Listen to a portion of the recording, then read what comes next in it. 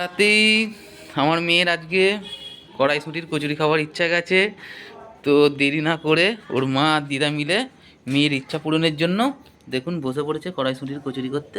পুরটা দেখুন কত সুন্দর বানিয়েছে।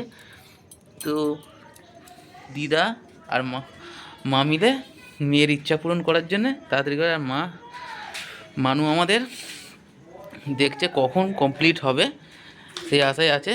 ও খুব জোর খিদে পেয়ে গেছে, ঘন ঘন জল খাচ্ছে। তো কড়াইশুঁটির কচুরির সাথে আলুর দম, এখানে আলুর দমও রেডি হয়ে গেছে প্রায়। তো দেখুন অল্প করেই করছে, আর ও অপেক্ষা করছে যে কখন তৈরি হবে। ওর খুবই ইচ্ছা গেছে আজকে, ও হেল্প করবে বলছিল। ওর মা বললো না করতে হবে না, আমরা করে দিচ্ছি, তুই একটু ওয়েট কর, এক্ষুনি করে দিচ্ছি। চলো, তোমার মেয়ে পারুক আর নাই পারুক, ওর ইচ্ছা আছে সব কিছুই চেষ্টা করার। ও আগের বারে ভিডিওতে পিঠে করছিল, সেটাও আপনাদের দেখেছি। আর এবারে ও কীভাবে পুরটা দিতে হয় লেচির মধ্যে সেটা চেষ্টা করছে করার জন্য। আর ওর দিদা ওকে শিখিয়ে দিচ্ছে কীভাবে করছে। দেখো তিনজনে মিলে তাড়াতাড়ি করছে। তো আমরা এইভাবেই বাড়িতে যে কোনো কাজ একসঙ্গে মিলেমিশে হঠাৎ প্রোগ্রাম হলেই করে নিই। দেখুন পাকার সুইচে হাত পাচ্ছিল না, পাকার সুইচটা লাফে লাফে পারলো। কেন?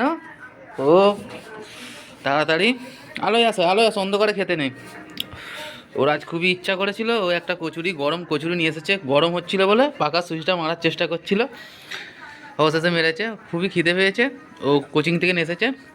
এখানে আমার মা বেলা কমপ্লিট প্রায় হয়ে এসেছে, কিছু বাকি আছে।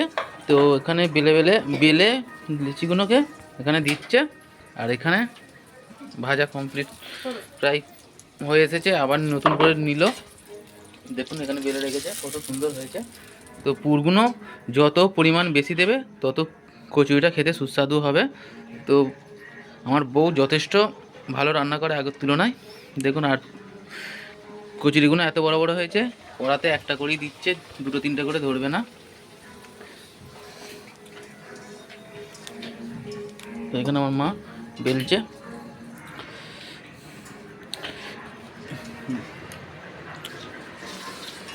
চলো, আজ আমার বাড়িতে আলুর দম আর কড়াইশুঁটির কচুরি হলো। তোমরাও এই সিজনে কে কবার বানিয়ে খেয়েছো অবশ্যই কমেন্টে জানিও। আর ভিডিওটা কেমন লাগলো অবশ্যই জানিও কমেন্টে। চলো দেখা হচ্ছে নেক্সট কোনো ব্লগ নিয়ে। এখনকার মতন টাটা বাই।